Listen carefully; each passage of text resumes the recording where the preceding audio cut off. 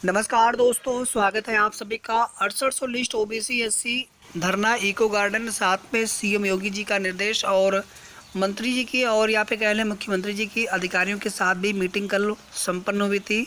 और आज की क्या है अपडेट, इस पर बात करेंगे। और साथ ही साथ दोस्तों, आरक्षण मुद्दे पर 27-21 या फिर समायोजन मुद्दे पर क्या बात बन सकती है। वीडियो को बिना स्किप किए पूरा लास्ट तक देखिएगा। वीडियो को प्लीज़ सभी लाइक अवश्य कर दीजिएगा। 100 दिन का एजेंडा तय, भर्ती में तेजी के निर्देश। पहली बैठक में आला अफसरों को सीएम योगी के निर्देश। भ्रष्टाचार के खिलाफ जीरो टॉलरेंस नीति रहेगी जारी। डिप्टी सीएम और यहाँ पर सीएम और साथ में विभागीय अधिकारी भी मौजूद थे। इसके अलावा कुछ कैबिनेट के मंत्री भी मौजूद थे। यहाँ पर देखेंगे, यूपी के मुख्यमंत्री योगी आदित्यनाथ ने शनिवार को बड़ा फैसला लिया। उन्होंने कहा कि सरकारी महकमों में खाली पदों पर भर्ती की प्रक्रिया को तेजी से पूरा किया जाए। इसके लिए मुख्यमंत्री ने आला अफसरों को खास निर्देश दिए। इसके लिए नए सिरों से विभागों में खाली पदों का सर्वे होगा। ये तो दोस्तों बात हो जाती है जो भर्तियां अभी होनी है या फिर भर्तियां चल रही हैं। अधिकारी चलाएं भर्ती अभियान, तो इसमें भी एजेंडा दिया गया है कि जो भी उनके विभाग में, संबंधित विभाग में जो भी खाली पद हैं, उनका जो है रिपोर्ट और लेकर के उन भर्तियों पर विज्ञापन जारी करवाएं, उन भर्तियों को पूरा करवाएं। लेकिन साथियों, जब सवाल यहाँ पे होता है 6800 लिस्ट का, तो ये लिस्ट जो है स्वयं मुख्यमंत्री जी के निर्देश के बाद इस पर कार्रवाई शुरू हुई थी और 5 जनवरी 2022 को ये लिस्ट प्रकाशित की गई थी और आज तक इन छात्रों को नियुक्ति नहीं मिल सकी है। ऐसा नहीं कि मामला मुख्यमंत्री जी के संज्ञान में नहीं है, मामला मुख्यमंत्री जी के संज्ञान में है। आप सभी जानते हैं ब्रजेश पाठक जी पहले कानून मंत्री थे, अब डिप्टी सीएम बना दिए गए हैं। तो इनसे भी छात्रों की मुलाकात बहुत जल्द होगी और आगे की रणनीति को लेकर के या फिर आगे की जो भी चीज़ें होंगी उस पर भी काम किया जाएगा। और अधिकारियों से अगर बात कर लें दोस्तों, तो आप सभी को पता है कि पहले बहाना था कि अभी जो है शिक्षा मंत्री नहीं है। अभी इस समय का जो बहाना है, पहले बहाना था कि मैटर कोर्ट में है, उसके पहले बहाना था कि आचार संहिता लगी है। और जब लिस्ट आई तो उस समय ये कहा जा रहा था कि आपका ही काम कर रहे हैं, और काम करते करते जो है लगभग 21-22 दिन लग गए। नहीं तो आप देखेंगे कि जनवरी के लास्ट में जाकर के पहला कोर्ट मैटर आया था। उसके पहले अगर ये लोग चाहते 8 जनवरी से पहले पहले ही ये लोग भर्ती प्रक्रिया पूरी कर लेते, सब कुछ हो गया होता, या फिर बाद में भी चुनाव आयोग से परमिशन लेकर के चीज़ें यहाँ पर की जा सकती थी। लेकिन अब जो है यहाँ पर 6800 के जो छात्र हैं धरना देने को मजबूर हैं। साथियों, जो मित्र कल के धरने में नहीं पहुँच पाए थे, धरना अनवरत चल रहा है। और जो लोग नहीं जुड़ पाए थे, आप भी जुड़िए, क्योंकि यहाँ पर स्थिति ऐसी है। पहले आप देखेंगे कि आरक्षण मुद्दे पर जो है बहुत सारे छात्र अभ्यर्थी संघर्ष कर रहे थे, हज़ारों अभ्यर्थी संघर्ष कर रहे थे, जबकि उन्हें ये पता नहीं था कि हमें सीटें मिलेंगी भी या नहीं मिलेंगी। लेकिन उम्मीद में, न्याय की आस में लोग धरना दे रहे थे।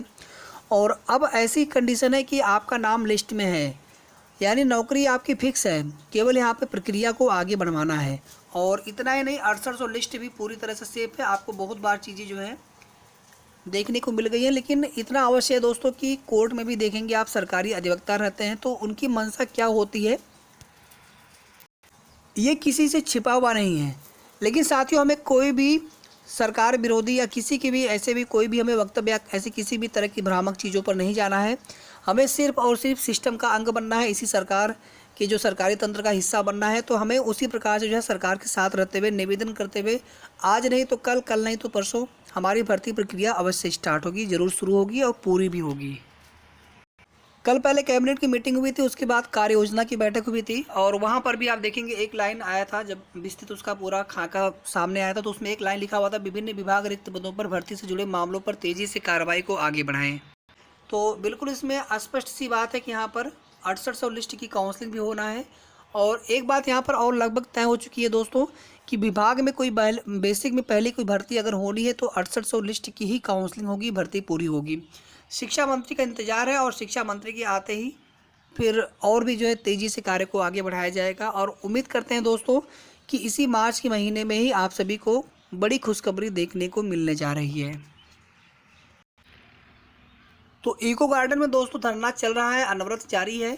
आप लोग पहुंच करके लखनऊ इको गार्डन में धरने में जुड़ सकते हैं और बहुत जल्द दोस्तों आपकी प्रक्रिया शुरू होने के आसार हैं। बस कोशिश आप लोग करते रहिए, आपका नाम लिस्ट में है।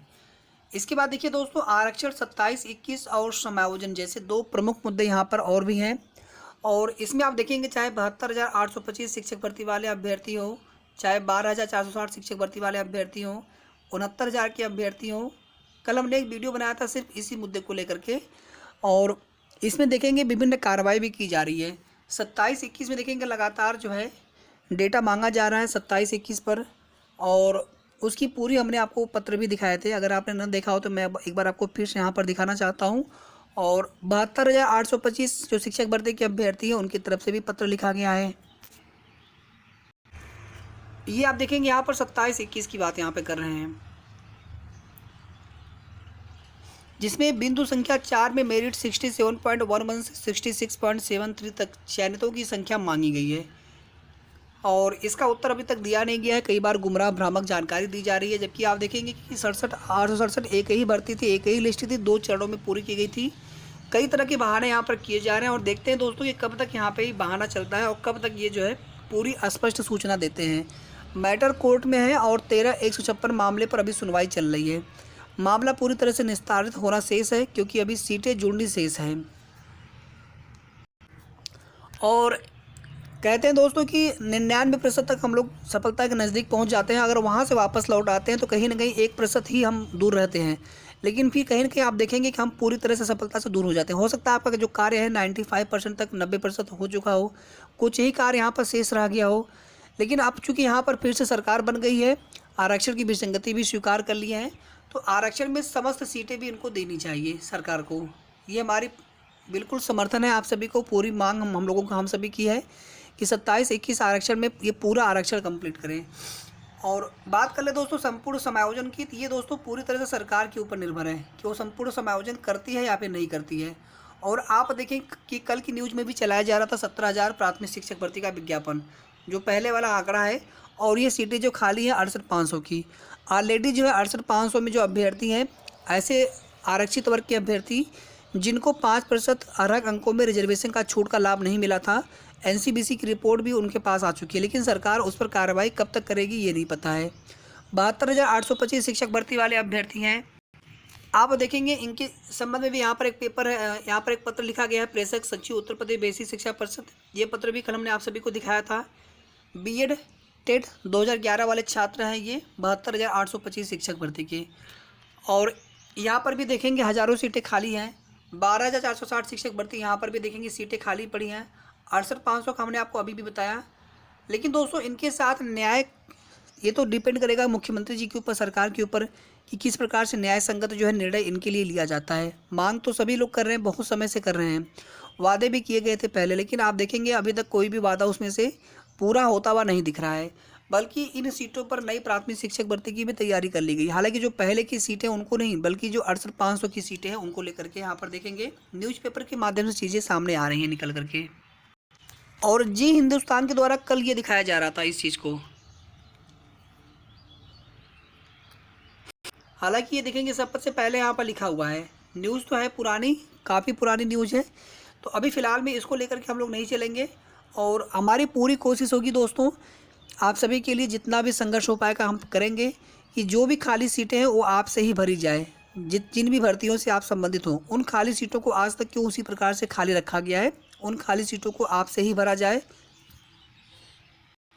और आगे की जो भी अपडेट्स होगी इसी प्रकार से आपको आगे भी सूचना हमारे चैनल के माध्यम से मिलती रहेगी। वीडियो को लाइक, शेयर और साथ में आप लोग चैनल को ज़रूर सब्सक्राइब कर लें। धन्यवाद।